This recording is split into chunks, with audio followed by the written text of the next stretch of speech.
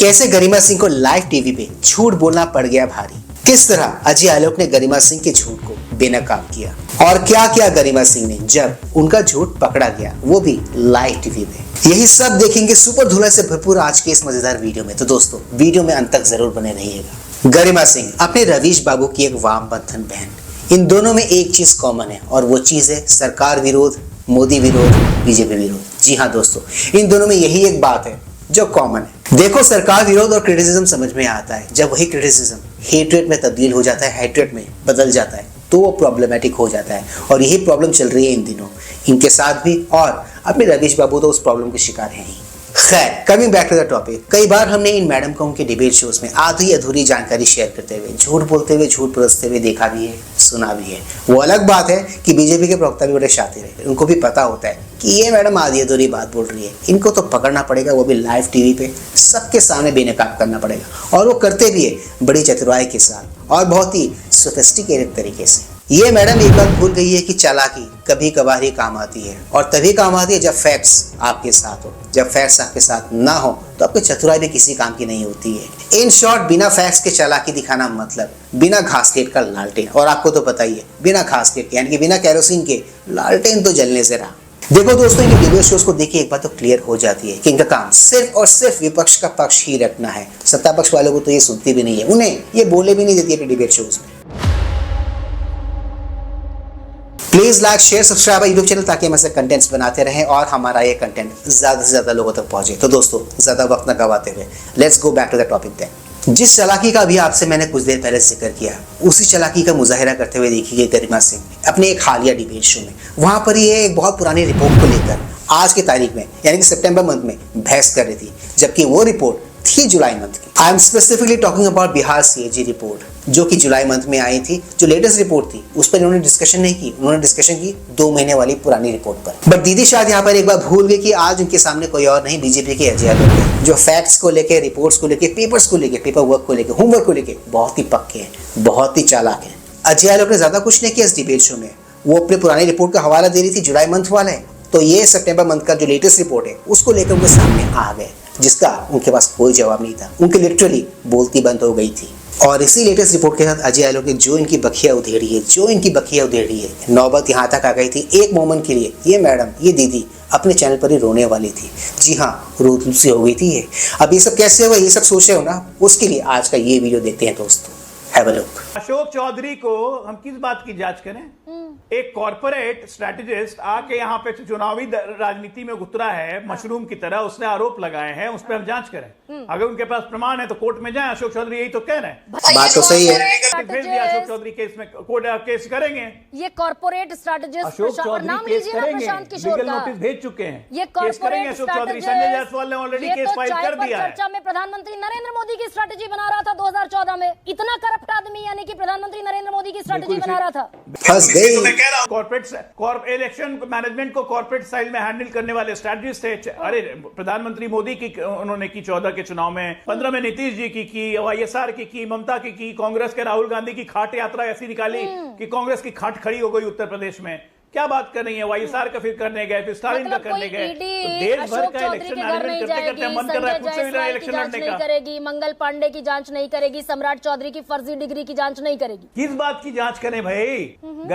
गरिमा सिंह को कोई कह दे कि गरिमा सिंह ने कांग्रेस से 2 करोड़ रुपए लेके कांग्रेस का एजेंडा चलाती हैं, गरिमा सिंह की जांच होनी चाहिए क्या? बिल्कुल होनी चाहिए। कोई प्रूफ मिलना चाहिए ना? बिल्कुल होनी चाहिए। प्रूफ मिलना चाहिए ना कि हाँ 2 करोड़ मिले हैं गरिमा सिंह को। तब प्रूफ मिलेगा ना। प्रूफ मिलना चाहिए, अजय प्रूफ आलोक मिलना चाहिए ना। एक मिनट, इतना अगर मैं बोल दूं ये बात तो मेरे पास कोई प्रूफ होना चाहिए ना भाई। इन्वेस्टिगेशन एजेंसीज का इतना प्रोसीडिंग तो समझते होंगे। आरोप लगता है, एजेंसी जाती है, एफआईआर दर्ज होती है। इन्वेस्टिगेशन एजेंसी तब ना करेंगी जब कोई केस फाइल करेगा। इन्वेस्टिगेशन होता है उस आरोप के तहत जाके केस फाइल कर देना। बात तो सही है। बोल रही है कि इन्वेस्टिगेशन एजेंसी का काम होता है सबूत अटेंड करना, लेकिन इन्वेस्टिगेशन एजेंसी तब कोई कार्य करती है ना जब जाके कोई केस फाइल करेगा। मैं आरोप लगा दिया गरिमा सिंह पे कि 2 करोड़ रुपया कांग्रेस से लेके कांग्रेस का एजेंडा चला रही है, लेकिन मैंने केस नहीं फाइल किया। मैंने केस फाइल नहीं किया, जैसे राहुल गांधी भी घूम घूम के कर रहे हैं, मतलब वोट चोरी ना एफिडेविट देते हैं ना कोर्ट में जाते हैं, तो इन्वेस्टिगेशन क्या होगा? एक सेकंड रुकिए ना, फिर क्या इन्वेस्टिगेशन होगा? अभी अजय लीगल प्रोसेस तो अपने लीगल प्रोसेस से ही चलेगा ना, सिस्टम तो सिस्टम से मेल्टडाउन देखना अभी आपके चाहने से तो चलेगा नहीं। गरिमा सिंह 2 करोड़ रुपए लेकर तो रुके कांग्रेस हुए का हैं, एजेंडा बढ़िया। चलाती है। गरिमा सिंह 2 करोड़ रुपए लेकर कांग्रेस का एजेंडा बुरा मत चलाती है। मानिए, मैंने एक एग्जांपल दिया भाई। नहीं भाई, आप सीरियसली मत अरे लीजिए भाई इसको। आप इतना अपना मयार इतना नीचे गिराएंगे और आप कहेंगे मुझे मैं बुरा भी ना मानूं। कहां नीचे गिरा? मैंने एक अरे एग्जांपल सीबीआई दिया आपके आपको पास समझाने है, के ईडी लिए। आपके सीबीआई आपके पास, आप तो 10। अरे भाई तो मेरे पास सबूत होगा तब ना मैं आप पे इल्जाम लगाऊंगा।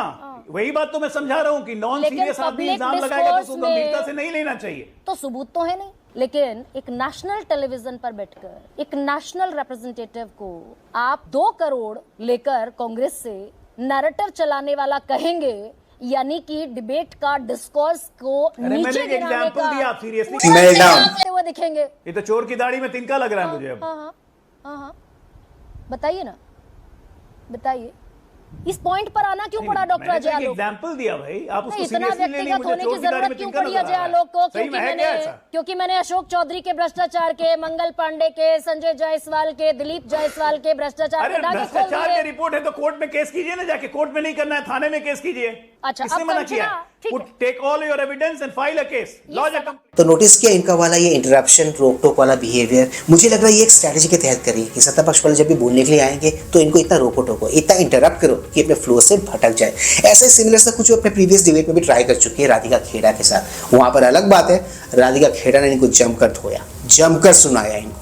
आपको मैं बताता हूँ एग्जैक्टली इन्होंने इस डिबेट शो में क्या किया। जुलाई महीने का पुराना वाला रिपोर्ट लेके आ गई, उसी को लेके आज ये डिबेट करवा रही थी। लेटेस्ट रिपोर्ट को तो इन्होंने बड़ी कन्वीनियंटली इग्नोर कर दिया, अवॉइड कर दिया, उसके बारे में इन्होंने बात ही नहीं की। और ही वो इनकी गलती थी और लूप होल था, जिसका फायदा बीजेपी के अजय आलोक ने उठाया। इनको इन्हीं के डिबेट शो में दबोचा और दबोच के खूब खरी खोटी सुनाई, मजाक उड़ाया वो अलग। कभी कभी मैं ये सोचता हूँ कि ये लोग ऐसे काम करते ही क्यों है कि जिसके चलते इनको शर्मिंदा होना पड़े।